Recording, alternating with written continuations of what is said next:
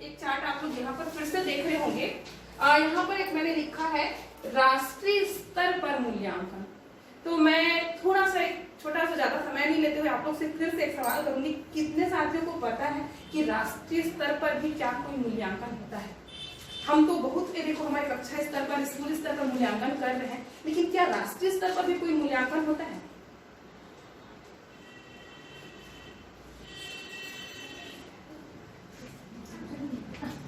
मैं बोली कि मैं एक टॉपिक जोड़ूंगी जो जरूरी, बहुत जरूरी है आगे की हमारी चर्चा को करनी चाहिए। बेसलाइन, इनलाइन और कुछ ऐसा नहीं है, वही चीजें हैं, बस इसको हम नेशनल लेवल पे करते हैं। तो अगर जानकारी हो तो ठीक है, नहीं तो फिर मैं आगे। मैम इसमें वो आता है क्या जो अभी एनएसएस को हुआ था? यस एनएस नास का भी। हाँ नास का, आप लोग सब लोग हाँ हाँ नास का पेपर हुआ है अभी, हुआ है ना। तो उसमें भी मैं आपको बता दूं, 3 लाइन आप देख पा रहे होंगे, उसमें भी 3 तरीके का जो है मूल्यांकन होता है। अब वो मूल्यांकन क्या है, जैसे मैम ने कह दिया कि नास, रिसेंटली इसी बार सभी नास का पेपर हुआ है, तो मैं उसको इस जगह पे रखती हूँ। समझ लीजिए यहाँ पर हमारा मिड लाइन है, तो यहाँ पे हमारा नास है, और फर्स्ट लेवल पे हम रखते हैं असर। हाँ। और हमारा जो तीसरा सबसे जो आखिरी है, जिसको हम एंड लाइन इसमें रख रहे हैं, तो हम इसको नेशनल लेवल पे देखते हैं, तो तीसरा ये। अब मैं आपको बताना चाहूंगी कि हमारे पास कक्षा में भी हम देखें तो यही 3 लेवल के बच्चे हमको मिलेंगे। अब हमको थोड़ा सा समझना कि असर किसे कहेंगे, नास किसे कहेंगे, या फिर नास का जो पेपर हुआ जो हुआ वो है क्या, और ये पीसा क्या चीज है। ये राष्ट्रीय स्तर पर मूल्यांकन किया जाता है, इसी से ही आंकड़ा लगाया जाता है कि अभी हमारे देश में या हमारे राज्य में जो शैक्षणिक स्थिति है वो कितने प्रतिशत है। किस आधार पर तय होता है कि 29 राज्य है, तो 29 राज्य में कौन सा राज्य का शैक्षणिक स्थिति पहले नंबर पे है, कौन सा राज्य का शैक्षणिक स्थिति पीछे में, हमारा छत्तीसगढ़ अभी किस स्तर पर है।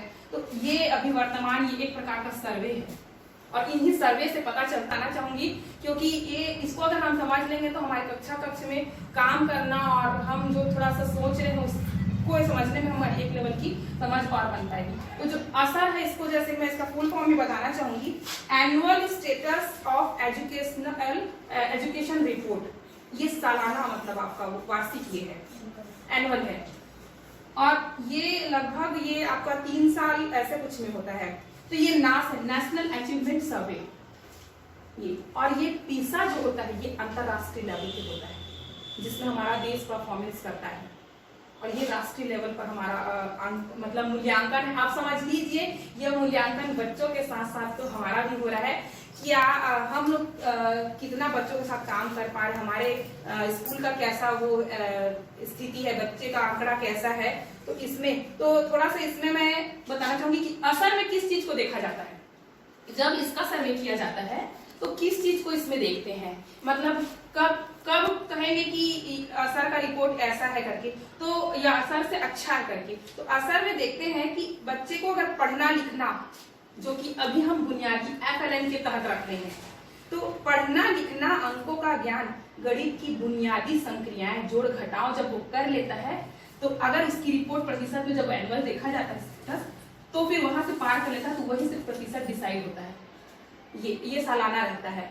और नास में देखते हैं कि वो वर्तमान कक्षा में अपने सीखने के प्रतिफल को प्राप्त कर पा रहा है कि नहीं। तो ये पूरा LOC पर बेस्ड रहता है। अब क्यों हमारे पाठ्यक्रम में LOC को नहीं किया जाए, क्योंकि ये तो नेशनल सर्वे है, हम लोग LOC का है ऐसे करा ऐसे बोल भले देते हैं, लेकिन एक्चुअल में हमको LOC के तहत ही काम करना होगा, सीखने के प्रतिफल पर ही काम करना होगा, क्योंकि ये हमारा। और अभी इस साल कभी मुझे अभी देखी नहीं हो तो रिपोर्ट पता नहीं है कि इसका आंकड़ा आया भी है कि नहीं। पूर्व आंकड़े को अगर हम बात करें तो बहुत गंदा आंकड़ा था। हमारे देश का, हमारे राज्यों का शैक्षिक स्तर बहुत अच्छा नहीं है। और पीसा लेवल पर देखें तो जैसा कि मैं बोली कि राष्ट्रीय के बाद ये अंतरराष्ट्रीय स्तर पर आता है। और अब इसमें क्या हो रहा है, तो अंतरराष्ट्रीय कोई थोड़ा बता पाएंगे क्या अंतरराष्ट्रीय एजुकेशन की जब हम बात करते हैं तो क्या हो सकता है? इसमें तो सारे देश शामिल होते होंगे। किस टाइप के? जी, सारे देश के बच्चे जो ब्रिलियंट बच्चे होंगे। तो कब कहेंगे कि कोई बच्चा ब्रिलियंट है? क्या हम इस लेवल के हैं? हम तो अपने बच्चों को पढ़ाने आए हैं। जब वो शायद नास लेवल का मूल्यांकन जब वो क्लियर कर लेता होगा तब शायद। हाँ ठीक है, एक लेवल से आप एकदम सही बोल रहे हो। तो आप सोचिए, हमको असर लेवल के बच्चों को में क्या हमने देखा कि पढ़ना सीखना बुनियादी जो संक्रियाएं गणित की होती है, जो भाषाई बुनियादी जो भाषाई कौशल होते हैं, उनको असर लेवल पे हमने रखा है। नास में हमने वर्तमान कक्षा में एलओसी को प्राप्त करने वाले बच्चे को रखा, और आप पीसा में किसको रखेंगे? तो मैं पीसा के लिए आप लोगों को बताना चाहूंगी 6C। 6C। अब आप लोग बोलेंगे कि ये 6C किस चिड़िया का नाम है? तो 6C में सारे चीज C से स्टार्ट होते हैं, और उसको मैं क्रम से थोड़ा सा बता देती हूँ। क्रिटिकल थिंकिंग, मैं लिख भी दूंगी, क्रिटिकल थिंकिंग,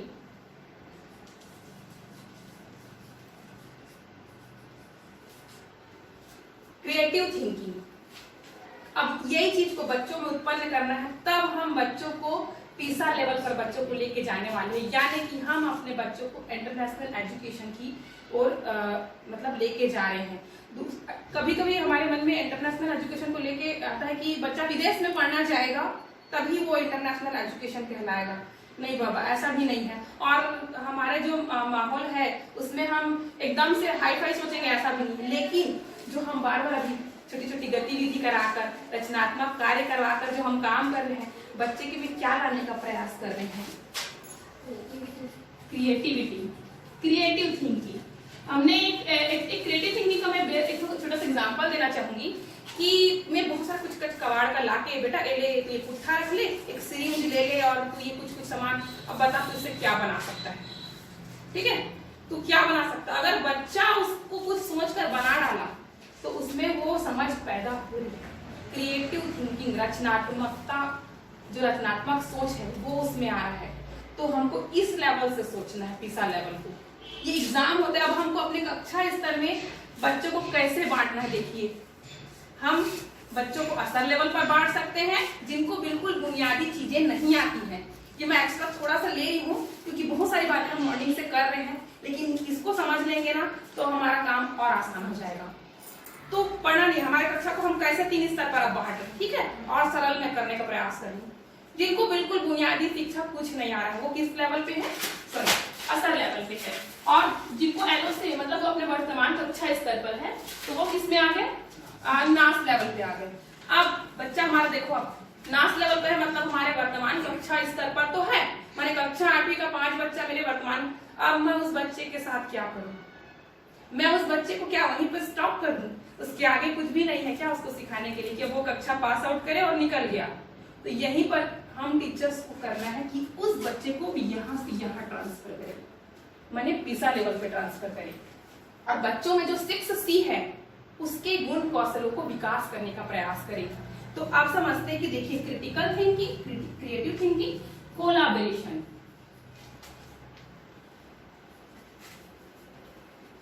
कोलैबोरेशन, कोलैबोरेशन का मतलब होता है आपस में सहयोग, कोलैबोरेट करना। मतलब बच्चे आप लोग देखोगे कक्षा कक्ष में एक दूसरे को सहयोग भी करना कभी कभी पसंद नहीं करते हैं, और खासकर आप कभी ऐसे लोग की जोड़ी बना के ना जिनके बीच में पट्टा नहीं है, तो उन लोग को ना दुनिया में तो कुछ ना सिखाएंगे ना उनसे बात करेंगे, और मजबूरी में टीचर बोले करके और क्लास से निकलो लड़ाई करेंगे। तो एक्चुअल में बच्चा के मन में, बच्चे के मन में सहयोग की भावना जब आ जाए प्रत्येक बच्चे के मन में, तो आप सोचिए ये विकास होगा तो हमारे समाज का क्या विकास होगा। तो हमको क्योंकि हमारी जो शिक्षा का उद्देश्य जीवन यापन के साथ साथ एक अच्छे समाज का निर्माण करना भी है। तो एक अच्छे समाज का निर्माण कैसे हो? तो जब बच्चा किसी परिस्थिति से निकलने के लिए, एक कठिन परिस्थिति से निकलने के लिए क्रिटिकल सोच रखे, एक रचनात्मक, कैसे उस परिस्थिति, मतलब दिन फंस गया कैसे वो करे, वहीं पे कुछ सोचे कि मैं कैसे कर सकता हूँ। तो ये हो गया कोलैबोरेट। जब जाहिर सी बात, जब उसको निकलना हो तो एक सहयोग का रहेगा, मन में रहेगा ही सहयोग का भावना, तो दूसरा व्यक्ति उसको छोड़ के भी भाग सकता है या तो उसकी जान जाएगी, ऐसी कंडीशन। तो कोलैबोरेशन 6 के अंदर critical thinking, creative thinking, collaboration. और एक अगला मैं बताती हूँ, कंपेशन। कंपेशन मतलब भावनात्मक, मतलब भावना से जुड़ा होना चाहिए। उसको हम कई तरीके से देख सकते हैं, जैसे कि अभी मेरे स्कूल का ही मैं उदाहरण इसलिए लूंगी क्योंकि घट रहा है। तो जैसे कि मेरे यहाँ भी वो सौर ऊर्जा वाला टंकी लगा है और पानी काफी बह रहा था। एक ये मैं सोच सकती हूँ कि पानी तो बह रही है, मुझे क्या करना है, मेरा गाँव थोड़ी, मैं तो 1 घंटे के 2 घंटे के स्कूल आती हूँ, तो मुझे क्या जाता है। और अक्सर हमारी सोच यही होती है। लेकिन मैं सच बताऊं, मैंने एक लेवल वहाँ पे प्रयास किया, मैं सारा जो सामान होता है मैं क्या ला सकती हूँ वो मैं लेके गई और पानी को रोकने का प्रयास की। बच्चों ने सहयोग दिया, तो मैं बहुत ज्यादा नहीं कर सकती हूँ, लेकिन मेरे से जो प्रयास हो सकता था उस पानी को रोकने के लिए मैंने किया। उसी प्रकार से कंपटीशन का मतलब हम इस तरीके से कि अपने पेड़ पौधों को तो हम देखते हैं, लेकिन राह में चलते हुए चीजों को हम कैसे नुकसान पहुंचा देते हैं, तो उसको भी हमको थोड़ा सा समझना होगा। तो ये कंपटीशन के अंतर्गत में आता है, हमको उसको सोचना होगा उसी तरीके से। और इन चीजों को जब एक बच्चे में विकास होने लगेगा, तो सोचिए एक परफेक्ट व्यक्तित्व का विकास जो उस बच्चे में हो रहा है, और अब वो तैयार हो रहा है इंटरनेशनल लेवल पर, समझ लीजिए। और इंटरनेशनल लेवल का वही मतलब है कि अपने साथियों की हमारा आज जो दुनिया है वो एकदम सिमट गया है। टेक्नोलॉजी आया है, पहले जितनी दूरियां थी आज सिमट गई है, आज दूरियां बहुत घट गई है। हम यहाँ से बैठे बैठे कई जगह पे भी देख सकते हैं, सुन सकते हैं, बात कर रहे हैं, तो क्या हो रहा है, चीजें सिमट गई हैं। तो हमको इसका इस लेवल तक तो लेके जाना ही पड़ेगा। तो कॉन्फिडेंस,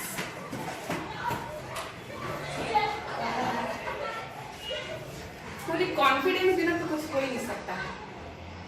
बच्चा मेरे कक्षा स्तर का भी है, बच्चा मेरे कक्षा स्तर का भी है, लेकिन वो इसको बेटा आना यहाँ पे थोड़ा बोलना, ये चीज के बारे में जब प्रेजेंट कर दो ना, हाँ मैडम, नहीं है उसके में प्रेजेंट करने का वो नहीं, उसके में आत्मविश्वास नहीं है।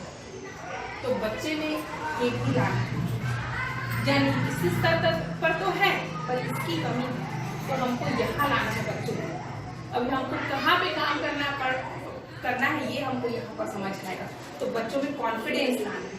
और अगला लास्ट जो स्थिति है यहाँ लिखती हूँ, कम्युनिकेशन। अब कम्युनिकेशन कैसा हो, सभी जानते हैं, संप्रेषण से मतलब कम्युनिकेशन किसे कहेंगे। मैं आपको बोल रही हूँ कम्युनिकेशन के क्या माध्यम हो सकते हैं। क्या सिर्फ बोलना भी कम्युनिकेशन का माध्यम है? क्या लगता है, क्या कैसे? जो मैं बोलना चाह रही हूँ आप समझ रहे हैं। कम्युनिकेशन पूरा तब हो जाता है जब हम बोलना चाह रहे हैं वो सामने वाला समझ जाए, तो कम्युनिकेशन पूरा हो गया, समझ लीजिए। अब वो कम्युनिकेशन आप बोल कर करिए, लिख कर करिए, इशारों में करिए, चाहे कैसे भी करिए। हम आंखों में भी बहुत कुछ बोल देते हैं, ऐसे कुछ बच्चे लोग को आंखें को दिखाना रहता है, तो कम्युनिकेशन पूरा हो गया। बच्चा हमारा फेस, हमारा हाव भाव देखकर सबको जान लेता है, तो कम्युनिकेशन पूरा हो गया। यानी कि सिर्फ बोलना लिखना ही कम्युनिकेशन का माध्यम नहीं। तो टेक्नोलॉजी तो है ही कम्युनिकेशन के लिए, बहुत सारे आज के तरीके हैं। तो ये जो 6C है यही हमको करना। अब कम्युनिकेशन में अब हम इंटरनेशनल लैंग्वेज भी सिखा सकते हैं। जो इंग्लिश का फंडा आज हम कर रहे हैं वो क्या है, इसी के तहत ही तो आएगा इंटरनेशनल। अगर हमको तो रहना है भैया जांजगीर में, और जांजगीर में मेरे को चोरभट्टी में जाना है, मैडम को गिरधाम जाना है, मैडम को सेमरा में, क्यों सीखे हम अंग्रेजी? हम विदेश थोड़ी जा रहे हैं। लेकिन ये एक ऐसी भाषा है अंग्रेजी जो इंटरनेशनल लेवल पर है। हिंदी हमारा इंटरनेशनल लेवल पर नहीं है। अब चाइनीज बोलो, फ्रेंच बोलो, वो इंटरनेशनल लैंग्वेज नहीं, लेकिन इंग्लिश को पूरे विश्व भर में अपनाया गया है, तो उसको सीखना पर इसीलिए जोर दिया जा रहा है। अगर कोई बच्चा जो है, आप खुद सोचिए ना, मेरे मान चौभट्टी बच्चा किसी भी तरीके से मैंने जो कराया है, मेरे मेहनत से हो चाहे ना हो, लेकिन कल के डेट में उसके अपने घर के परिवेश से अगर मुझे सुनाई देता कि अरे वो तो अमेरिका गया है कुछ पढ़ने के लिए, कितनी खुशी होगी कि गांव का बच्चा, तो कब वो सीखेगा? तो भैया प्राथमिक से ही हम उस तरीके का जो एक माहौल क्रिएट करते जाएंगे, तो बच्चों में भी एक कल्चर डेवलप होगा ना। कल्चर डेवलप करना ही है हमको, समझ लीजिए। तो अगर हम सिर्फ यहाँ अटके रहे तो यहाँ तक तो कभी पहुंच ही नहीं पाएंगे, यहाँ अटके रहे तो यहाँ कभी नहीं पहुंच पाएंगे।